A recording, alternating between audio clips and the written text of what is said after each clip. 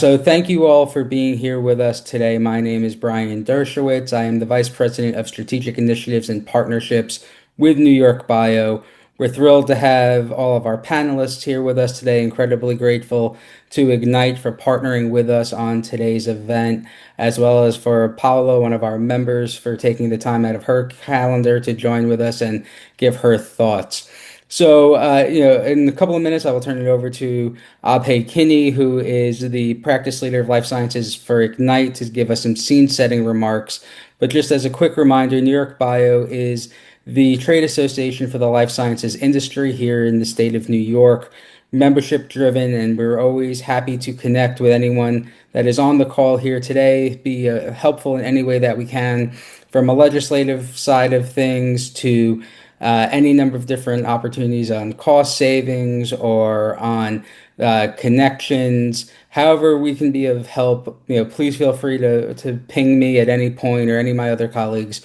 We're always happy to help. And again, incredibly happy and thrilled to be partnering today for this webinar. Are you ready for your next milestone?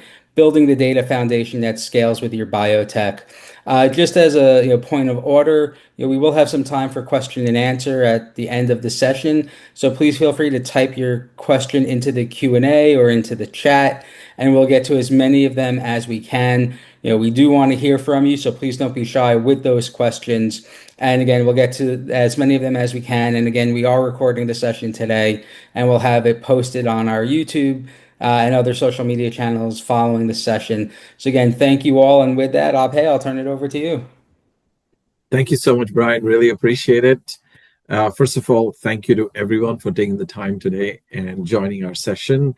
I want to take this time and opportunity to thank NewYorkBIO and specifically Brian and his team for collaborating with us over the past year on several events, culminating into this one today.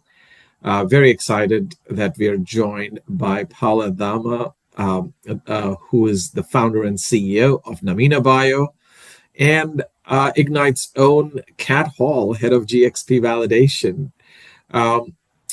The key question that we are going to discuss here for the rest of the hour, or what's left of it, is really trying to focus on two questions that usually drive most founding and successful biotechs alike.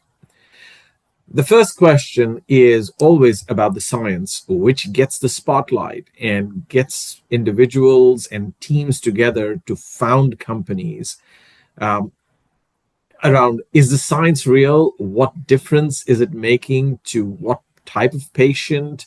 And what kind of value is it going to bring to society at large? This is always the loud one, and justifiably always earns the spotlight. However, besides the science, which is always very targeted towards the patients, there is a second foundation that is really which is really important, and that second question is around data integrity. And data integrity is what usually carries the science successfully from lab or the bench side all the way to the first patient. And what data integrity provides is pretty much visually represented here. It's effectively the pillar that allows people to trust the science, make sure it's reproducible, and it's accountable in how it can deliver value to patients without compromising on their safety. Today's session is really a journey that Paola is going to share with us, from company formation to clinical readiness and patients. And Kat Hall is going to provide us with her perspective on data integrity and how you can go about doing it without thinking about it as an overhead. With that setup, Paola, I would love to hand it over to you at this point. Good morning, everyone. And of course, thank you again to NewYorkBIO and Egnyte for hosting this session. So I'm Paola Dama, and I'm founder and CEO of NewYorkBIO. NewYorkBIO is a New York-based biotech company resident in biolabs, building human-relevant translational platforms using 3D biology, organoids, organ-on-a-chip systems, and AI-enabled analytics. Today, I will share the perspective of an early stage biotech founder who is building not only a scientific platform, but also the operational foundation needed to make that platform scalable, collaborative, and credible. So at Namina Bio, our challenge isn't generate data, is generating decision-ready evidence across complex biological and analytics workflows. And that requires a data foundation that is scientific, operational, and strategic at the same time. So for me, data infrastructure is not simply a back office issue. It's directly connected to how we generate evidence, how we collaborate with partners, how we protect intellectual properties, and how we prepare the company for future milestone, from fundraising to partnership and eventually clinical and regulatory readiness. So today I'll walk through how data structure becomes part of the scientific strategy, how it affects fundraising partnership, and how it ultimately determines whether a company can scale. So every biotech milestone creates two parallel challenges, because the first is the scientific challenge. Can we generate strong, meaningful, reproducible data? But the second challenge is the operational. Can we organize, protect, share, and interpret the data in a way that gives us confidence to partners, the future stakeholders, the investors? In early stage biotech, it's easy to think that data infrastructure can wait, but the instinct is often to focus first on experiments, results, and proof of concept. But very quickly, founders realize that partners are not only evaluated in science, they are also evaluating whether the company can operate in a structured and scalable way. So a good data foundation helps a company move faster later. It prevents the situation where under pressure, the team has to reconstruct where data came from, who generated it, which version is current, or whether it can be safely shared. So my main point here is that the data foundation is not administrative layer, is a part of a scientific strategy. When we look at the biotech journey, data infrastructure supports every stage. At the company formation stage, it starts with the simple but important things: file organization, naming convention, metadata, and permission. These sound basic, but they become very powerful if they are done from day one. At the pre-seed or fundraising stage, the goal is to present credible and traceable evidence. Investors want to understand not only what data show, but also how the data were generated and whether the company can scale around them. So then when early partnership begins, secure data sharing becomes essential. You need to collaborate without losing control of sensitive information or intellectual property. So you may have experiments, collaborators, vendors, imaging outputs, save results, molecular data, and analyze files. Without structure, this can become fragmented very quickly, and later, as a company moves toward clinical regulatory readiness, the expectation becomes even higher. Records, workflow, and data history need to withstand scrutiny. So the same foundation that helps a company raise and partner is also the foundation that helps it to scale. So in my view, many delays in early biotech are not caused by lack of data. They are caused by lack of structure. One common issue is fragmented data. Files may be spread across personal drives, email attachments, vendor folders, shared links, or different platforms. In the beginning, this may feel manageable, but as soon as more people, more partners, or more experiments are involved, fragmentation becomes a serious problem. So another issue is inconsistent file naming and weak metadata.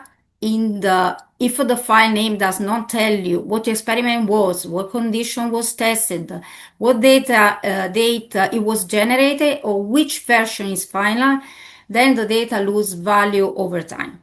A third issue is unclear permissions. In collaborative biotech, not everyone should have access to everything, but at the same time, the right people need access quickly. So without clear permission, the audit trails, collaboration becomes slower and riskier. Another challenge is connecting biological result with image protocols, dose response data, and analyzed outputs. The real value is not isolated files. The value is understanding the full context. And finally, many companies build infrastructure reactively only when a partner, investor, or regulator asks for it. At that point, it becomes much harder and more stressful, of course. So the key message is that early the structure is built, the more efficient and credible the company becomes. So I can speak here about this through the example of Namina Bio. Namina Bio is building a human-relevant translational platform that integrates different technologies, 3D biology, organoids, organ-on-chip systems, and AI-enabled analytics. So for us, the challenge is not only run the experiments, imaging or dose response data. We need the real challenge is basically connect all these data in a coherent evidence package. This is especially important because Namina Bio is designed as an integrated platform. We are not building around a single assay or a single technology. We are bringing together a different model and partners to generate more human-relevant, mechanism-driven, decision-ready evidence.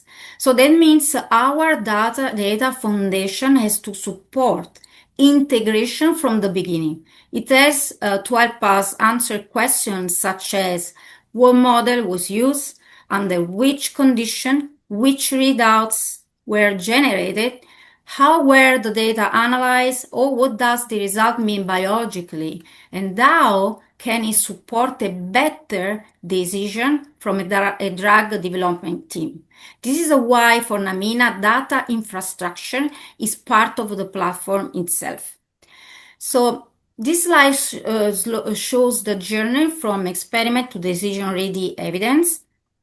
The first layer is the model, organoids, 3D systems, microphysiological models. So these are powerful systems because they can provide more human-relevant biology than traditional models. But models alone are not enough. We need readouts, imaging, viability, functional assay, molecular data, and other outputs that describe what is happening biologically. Then we need context. This is where metadata becomes essential. Protocols, condition, dose, timing, matrix, cell source, passage number, treatment schedule, experimental design. So after that becomes the integration. The data need to be analyzed, compared, interpreted, and connected across readouts. This is where the scientific meaning emerges. Finally, the goal is decision making. The data should help answer practical questions. So, like say, should we continue with this compound? Should we adjust the experimental design? Is there a mechanism worth following? So the value of advanced models increases where their data can be interpreted in context and shared with confidence. So for an early stage biotech, collaboration, of course, is essential, but collaboration must be structured, in my opinion. When working with partners, vendors, advisors, investors, or future pharma collaborators, secure access becomes very important. The right people need access to the right data at the right time. Traceability is also critical. A company needs to know what changed, when it changed, who generated the file, who reviewed it, and which version is the current one. This creates partner confidence. If a partner can easily understand the structure of the data package, the collaboration becomes faster and more professional, of course. It also protects the company. For a founder, intellectual property is one of the most valuable assets. A good data foundation helps protect that value by creating visibility, control, and documentation. So secure collaboration is not a constraint, it's an enabler of trust. It allows the company to move faster while maintaining control over sensitive scientific and business information. So this brings me to the longer term vision for Namina Atlas. Namina Atlas is envisioned as the organizing evidence layer for Namina Bio's translational platform. So the idea is to structure biological, experimental, and analytic outputs in the coherent system that can become searchable, traceable, and shareable. In the future, this layer could connect experimental data, imaging assay outputs, metadata protocols, analytics and interpretation, partner dashboards, and secure collaboration workflows. So for me, this is important because the future of biotech will not only depend on generating more data, it will depend on generating data that can be connected, interpreted, and used to make a better decision. Namina Atlas is not simply about storing files, it's about creating an evidence system. So the goal is to make data structured, traceable, and scalable so that the company can grow without losing scientific clarity or operational control. So to close, I will summarize the message in 5 practical takeaways. First, do not wait until due diligence to organize your data, but then the pressure is high and the reconstructing structure becomes very much harder. Second, start with basics, naming convention, permission, metadata, and versioning. These simple steps create long-term value. Third, design infrastructure that support collaborations while protecting intellectual property. Early stage company needs to collaborate, but they also need to maintain control. Fourth, connect experiments, context, and analysis, not just files. The value is not in isolated data sets. The value is in the evidence package. And the fifth, treat your data foundation as part of your company building strategy. So in biotech, data infrastructure is about trust, reproducibility, and the ability to churn, experiment in the decision-ready evidence. So really thank you again to NewYorkBIO and Egnyte for this invitation. I'm happy to join the discussion. Thank you so much, Paula. That was incredible. I think this is probably one of the best biotech founders or scientific individual talk on why data matters rather than just the science. It is incredibly well structured. So thank you for that. Before I hand it over to Kat, I do want to ask you a question. When you reflect back on when you started the company, and maybe in the first phase or the first part of your biotech company, what did managing your data and documents look like? And maybe a quick follow-up, what do you wish you had done sooner? No, I tell you my experience when I was a researcher at the Ohio State University, because everything starts from there, incredible, right? So I was, as Italian, everything is, we have a very messy table. So, and I remember that I moved from Italian lab to a Canadian lab in the Ohio State University. And when I went there, the first things I learned how manage data, how catalog, how everything must be traceable, everything must be clear. So I think that I bring in that experience. That was a difficult beginning because I was kind of, but I could combine in my company the creativity, Italian creativity, with the rigor that I learned so that's why my data at the beginning, of course, because what I build is the platform is with my technology partners. Of course, everything is well organized because I want to transfer trust, confidence, and this is important. So this is so when I approach all my partners, I approach in a very organized way, and this is I think this is the success of the company. So this is my few cents. Thank you for asking. No, I think it's really important for two reasons. One, I think it gives hope and in some ways maybe inspires the founders today that yes, things can be messy, but I think if you put your mind to it, you can be very structured and organized. And more importantly, being structured and organized is incredibly important. So, Correct. as an introduction to Kat, I don't know if the tension is the right word, but thinking about what Paula was talking about, the excitement of science, founding a company, and the journey into perhaps talking about whether the founder's data or the scientific evidence is trustworthy, is it defensible, is kind of the place where Kat lives and guides customers. So I'm going to love to hear Kat's perspective on what I think she always preaches about data integrity. Thanks, Avai. And Paula, I think you have set the stage perfectly, right? Because you highlighted the importance of early prevention, getting ahead of the game, because that inevitably helps you to go faster, right? I always love the 110-100 rule. And that is $1 in prevention today is going to save you $10 in correction and $100 in rework. So, I think it's important, for everyone listening to understand we know you're anxious, you're excited, you're starting this new element, and the data might be pouring in, and you're like, we'll organize it later, we'll figure that out later. Right now, we just need the data in order to present. This is a classic trap because, as Paula, you said, you need a strategy. But then once you have the strategy, you have to have the plan to implement that strategy.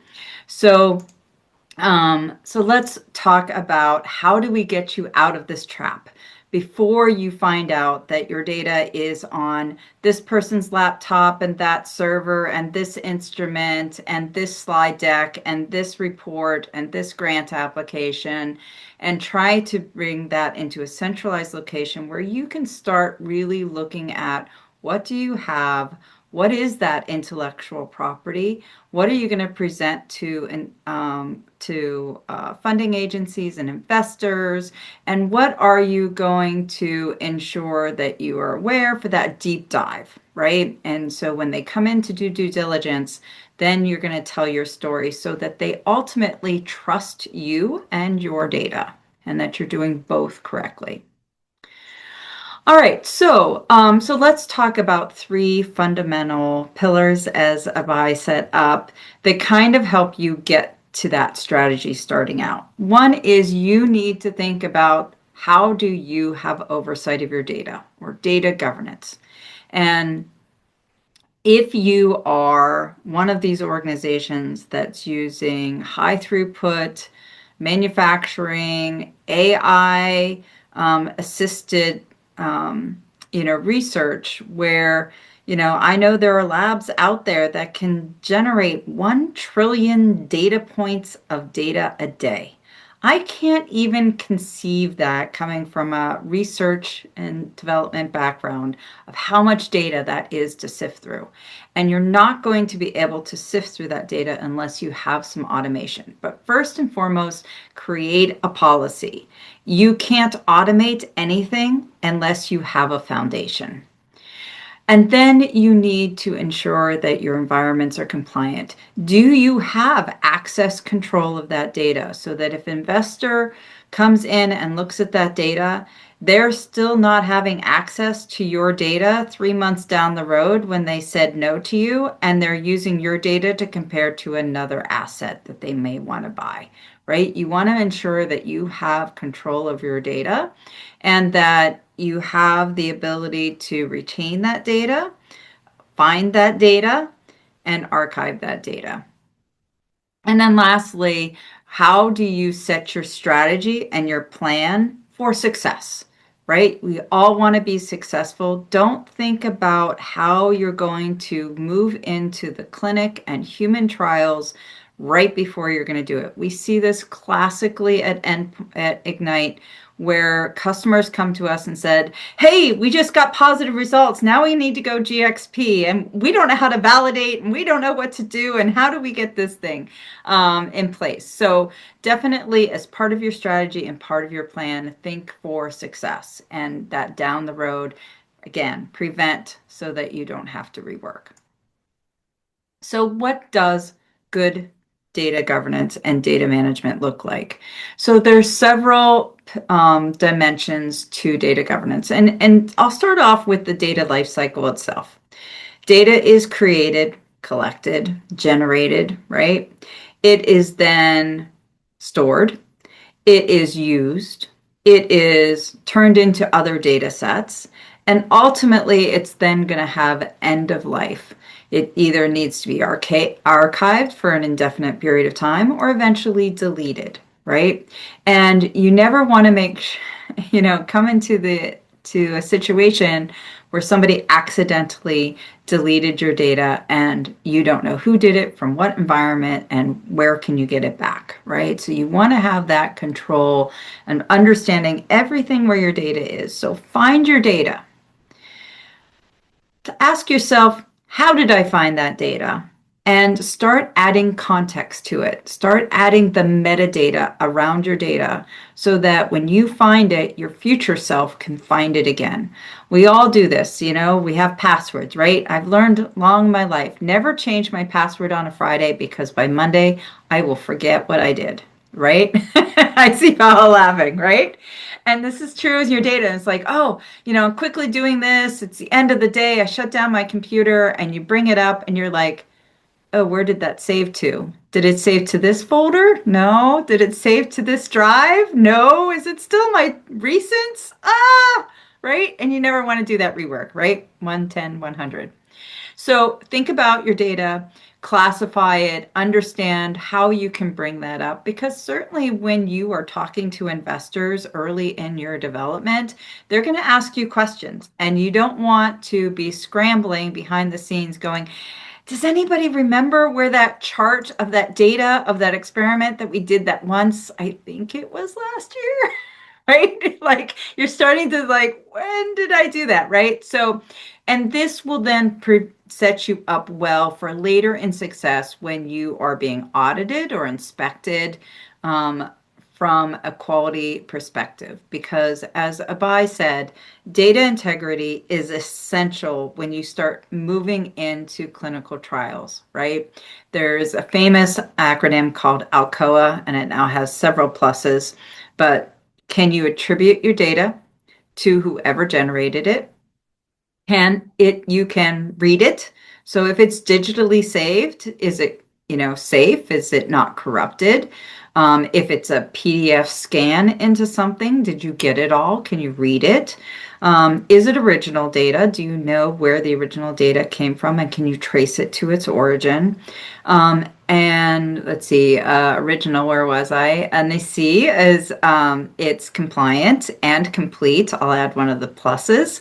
And also that it's accurate, right? So I tell a famous story from back in my day. I won't say where I was or what the program was, but the company was very excited about this new antibiotic that they just in-licensed from this company, and they had done all their due diligence. Everything looked great. We had a week-long meeting of how we were going to scale from, because in antibiotics, you can go from phase 1 to phase 3 immediately. And a new antibiotic, that's a blockbuster, right? And so we were looking at 300 clinical trials, and we were massive scale. I mean, the sticky notes were all over the conference room.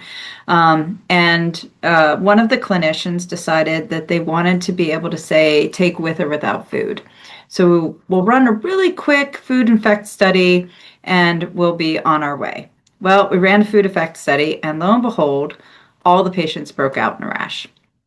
We repeated it repeated. And so the question is, where did we miss it in the data? So Paula, you said something really key, like that transparency. They not only want to be able to see your data, they want to have faith and trust in you that you're not hiding something either. And I can't say to this day, because I was pretty far down the line back in those days, of whether or not it was hidden, or it may just be that in the population, because it was a Japanese company, maybe in the Japanese population, no rash. But in an American population where we did that food effect, everyone. Right? I do see that we have a question, so I'm just going to pause. Regarding data integrity and protection, one of the things that I encounter as a biotech consultant, I notice that very often there are not budget associated with cybersecurity and startups and small biotechs. What it will be your advice on this upfront? You are absolutely true. I mean, the number of reasons of why you don't set that foundation is often funding, right? I just don't have the funding for that. I don't have an IT expert yet. I'm a scientific-based startup. I mean, we've all got scientists. I see this in my husband's company. They're out of an academic lab. They don't have the IT experience. But one of the things I guess I'll just say up front is here at Egnyte, we do offer something called the Founders Offer. And this enables you to utilize our platform and all of its protections, including cybersecurity and organization, for free for 1 year while you're getting that funding. And so that can be a key element in terms of starting up. Not everything has to cost money. Just think through it thoughtfully and look for the opportunities. All right, great question. Thank you. All right, so let's break these down a little bit in terms of automating governance at scale. So, I'll try to bring in some of our customers' quotes just to give you a sense that it's not just me talking, but when you have everything everywhere and it's kind of scattered, in terms of protecting your intellectual property and other sensitive information, it puts you at risk. And it is an exposure to scrutiny. It's an exposure to loss of your intellectual property, which is priceless, right? And so by bringing in policies and some automation of identifying where this data all sits, then you have that centralization and unification of your data in one place to make smart decisions, right? So that way you save the time later. It may be a little bit of an investment up front, but again, it's going to make you go faster in the end. In terms of architecting compliant environments, there's a number of them out there. Of course, we here at Egnyte love Egnyte. I love the product so much. I joined the company 3 years ago. I was a customer. I thought it was amazing. And I had seen so many times over my 20 years in the pharma industry of where a platform like Egnyte could have solved a lot of problems. So, and the nice thing is, we scale with you as you grow. So maybe you don't need that GXP compliance today, but you're not going to want to move your data later into something else that is. So one of the great things about Egnyte, just to make a small plug, I hear myself being a salesman. I'll kind of tailor that back a little bit. But the important element is to think about in your strategy and your plans, where you put your data now, what are you going to have to do to make sure that it is GXP compliant environment later? So think about compliance in that strategy, think about the plan, and I'll just say here at Egnyte, you never have to move your data to move into a compliant environment. We change the compliance around your data. You don't have to move it. So that's a key advantage. So think about that. Think about your version control. How are you ensuring, again, that you can find your data, you know what shape it's in, and it's got the transparency and the integrity that everyone is expecting from you. And then that's going to accelerate your GXP journey. So what does GXP mean? GXP means that you have good data integrity processes and platforms that are in place. And validation is basically just a way of you confidently saying, yes, my data is in a compliant, secure environment that allows me to understand who has access, that it is retained because once you get into clinical trials, that data retention is 25 years.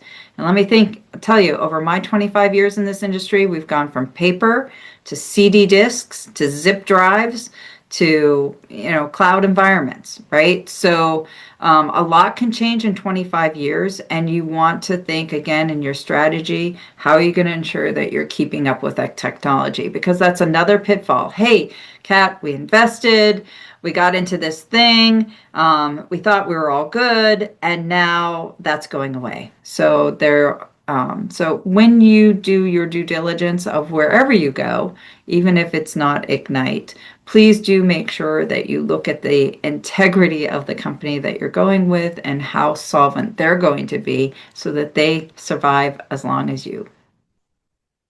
All right, so how do you get ready for your next milestone? Well, it's going to start by measuring your data maturity off the bat. And so if I can ask you all to grab out your phones, take a good shot of that QR code and open up that web browser. You can fill it out later in order to download our data governance maturity checklist. This is going to help you ask simple questions that we know you can all answer, even if you don't have an IT background, to understand where you are today and where you might want to get for tomorrow. And so if you find in any one of those areas you can't check a single box, then it's going to help pinpoint you to an area of risk that you might want to do something about. So definitely think about these 8 dimensions of data governance. Use our checklist, and you'll be on your way. We can go to the next slide, Kat, if you don't mind. Yeah. Thank you.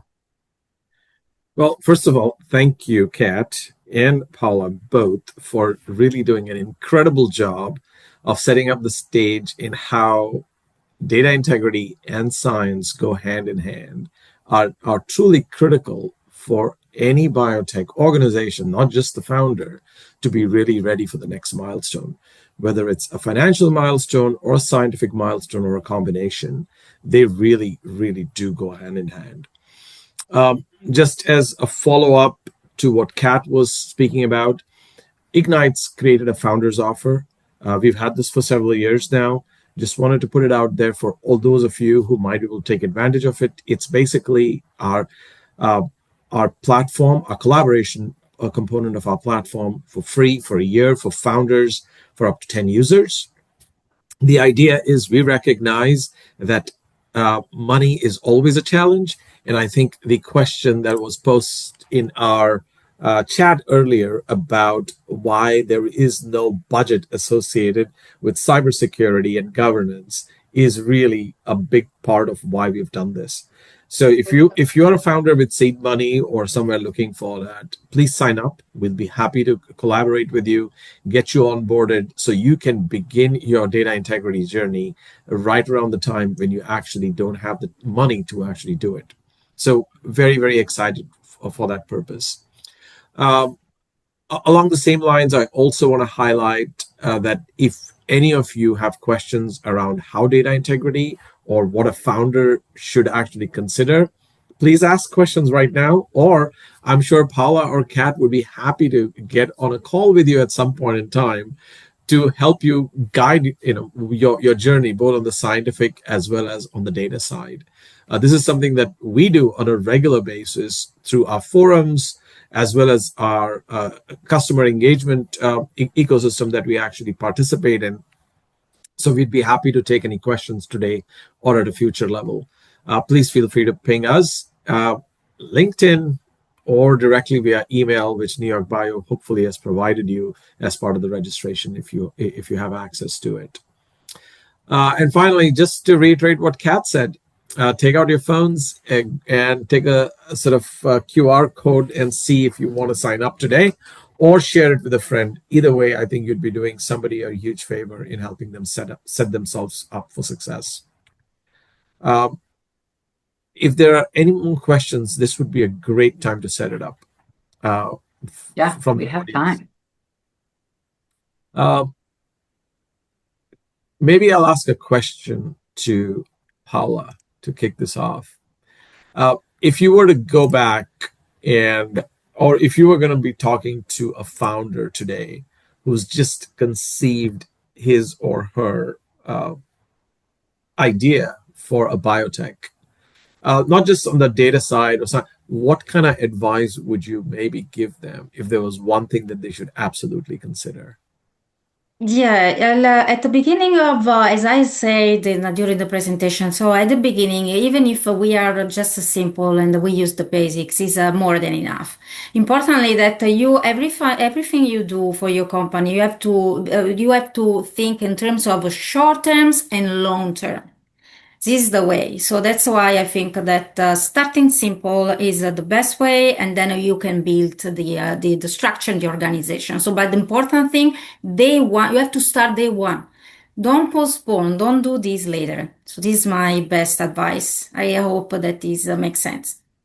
Of Yeah. course it does. And I think Yeah. that ties into the question that just came in, right? And when is the latest time I really need to do something, right? How much can I DIY? I know it's earlier the better, but really, an Yes. honest answer. So, I mean, Paula just told you, like literally really should be day one, but I will emphasize that we see time and time again, customers usually come to us, they've just finished phase one. They're going into phase two, and they absolutely need to have that GXP environment. So I would say if you really want like the very last minute of time and you're a procrastinator or, whatever those reasons are, a lot of legitimate ones are out there and we understand that. Don't let yourself get to the end of phase one without your strategy and plan of how you're going to get there. You don't want to be scrambling last minute trying to get these things set up. If you happen to be one of those companies that haven't done anything yet and you're approaching that milestone, the great news is we have lots of successful case studies out there. We literally had a customer sign the contract on Thursday, and we're running their trials in our eTMF on Monday. So we can go fast. If you need us to go fast, some other vendors may or may not be able to deliver that as well. But again, at least think about your strategy and your plan of how you're going to get there. I don't know, Paula, if you want to add anything. No, definitely you cover everything. I'm totally with you, and it's great to know your capability in terms of what you offer. Definitely, it's great to know. So this is a great opportunity for the founders, and I'm in biolab space, of course. I'm happy to basically report to them that what you do and what you offer, because it's important. As I just say, when you start the company, you have to take care of everything. You have to take care of all the aspects, and sometimes you must understand that this is cannot be postponed. This is must be one of the priority that you have to face at day one. As I keep telling you, the day one. Yes. So thank you, Kat. Yeah. I mean, I'll just reiterate Egnyte has about 650 odd biotech customers, and a lot of them are 5-person companies. And to kind of highlight what Kat said earlier, you can start with our most basic platform that allows you to think about things very early in your life cycle.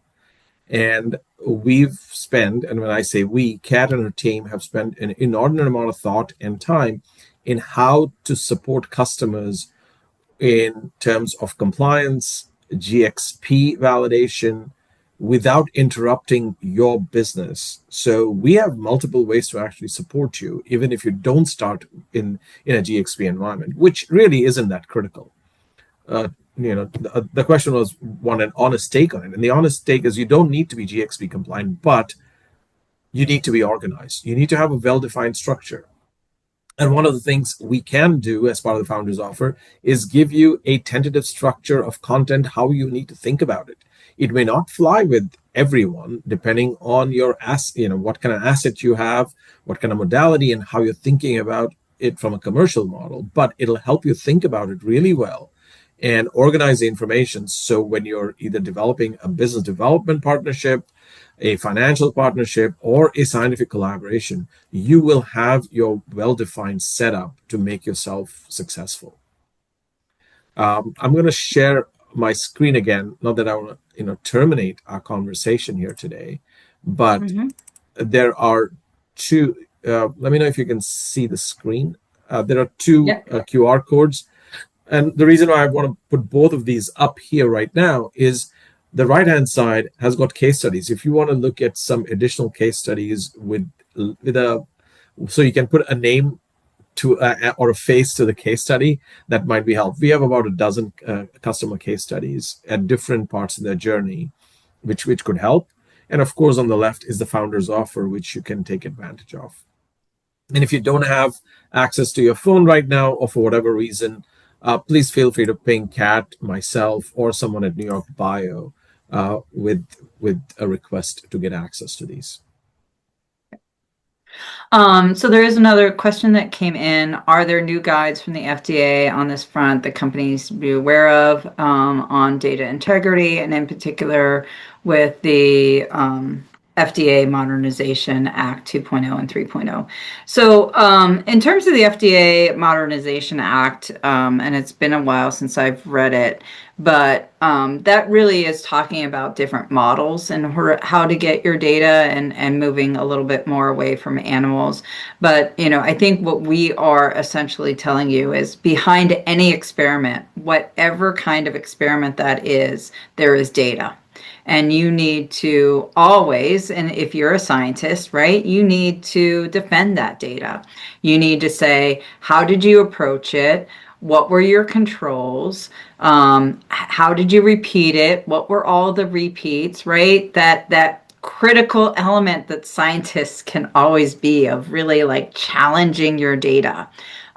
So I think, regardless of what kind of data and how it was created, you need to be able to trace your data to its original source so that they know it wasn't changed, it wasn't doctored, it wasn't manipulated, other than in a way that is scientifically principled. And if I take something from GXP and bring it early into your development, it's called, you need to be able to reconstruct the course of events. That is essentially what data integrity is.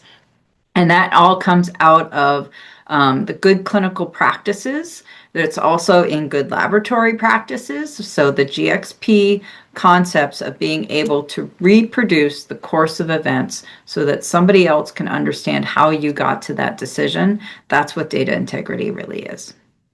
So, and Paula, do you want to add anything? Yes, no, this is a reason why, especially I'm in the NAM space. So definitely, this is a reason why I thought about an amino atlas, because I definitely need something very well structured and organized and with the AI. So definitely, it's so important to definitely have now that we have AI, that we use this kind of tool to make sure that we can be aligned with the regulators framework, right? So that's why everything I built so far is also in this framework. Everything is want to meet the regulators. Yes. Awesome. So the next question really gets into AI. Here, I thought we were going to get away with one talk about without AI, but no, and that's great. It's certainly the talk of the town anymore. So the question is, how does Egnyte work or integrate with bio AI models such as Evolve Pro or Bolt? So, at its foundation, Egnyte has been using AI, natural learning models, for a long time in its platform. That's how we bring you robust cybersecurity and malware protection, is by going out and learning and applying those learnings in order to scan for the next latest and greatest type of attack. So but in terms of other AI models, we have our own AI assistant within it, but we also integrate with any models. And the principle is the AI model should come to your data should never go to the model. So ensuring the protection of your intellectual property and your data within the Egnyte platform, bring the model of your choice to bear, and we encourage it. That's actually a really good question. We'd love to actually collaborate and see if we can do anything further to make it easier for customers to access these AI models. Egnyte's taken the time and effort to build our own MCP server. We have an integration directly available into Anthropic and probably a host of others. So whether it's an API or custom, if customers need it, we are more than happy to work with you on it.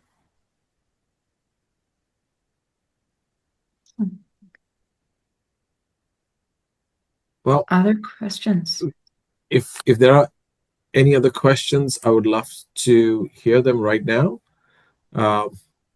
The one thing I made a little error today, Kat, is I should have taken the over-under on how quickly you were going to say Alcoa and how long someone would wait to ask a question about AI. But either way, I think it was a really great conversation between the two of you. I enjoyed it. Hopefully, everybody who joined us today did as well. I want to thank everyone for taking the time, and Brian and the NewYorkBIO team for allowing us to use them as a forum in this collaboration. Brian, thank you so much. Yes, no, thank you all so much. This has been absolutely fantastic, really, timely, evolving conversation, but really appreciate Egnyte, being able to work with the team. Paula, take you for taking the time, always great seeing you in the office as well. Thank you to all of our attendees. Really appreciate you taking the time. We know how busy it is throughout the day, and there's never seemingly any slow times or slow periods. So appreciate you making some time in a busy day for joining with us. Again, please feel free to reach out to me if there's any questions, any introductions, any follow-ups. More than happy to facilitate any introductions, help answer any questions. So please, at any point, feel free to reach out to me. And my email is just brian.dershowitz@newyorkbio.org, on the website as well. So, please never hesitate to reach out. More than happy to connect with everyone. Again, thank you all for being here with us today. Thank you to the Egnyte team. Thank you to Paula. Unless, I'll turn it over to the three of you. Any final remarks before we formally conclude? Nothing. I'll yield my time to Kat and Paula. Yeah, I would just say, if you're out there and you're struggling and trying to figure out, what's your next steps, consultation's free. Please just reach out, ask a question. Happy to help. Paula? Yeah, thank you so much for this opportunity. I'm happy to present Namina. And of course, I'm in a biolab space, and as a scientist, I think that the collaboration, brainstorming, interaction, connection is the best things ever. And I love to stay in this New York ecosystem with the New York Bio. I'm more than happy to be part of it, and I can give my small contribution. So thank you so much. Thank you. All Thank right. you so Thank you much. for the attention for Great. everyone. Thanks, everyone. Thank you all so Yes. much. Take Formally care. adjourned here. And again, please feel free to ping me. Happy to make any introductions. Thank you again and enjoy the rest of your day. Thank you all so much. Thank you. Bye. Take care. Bye bye.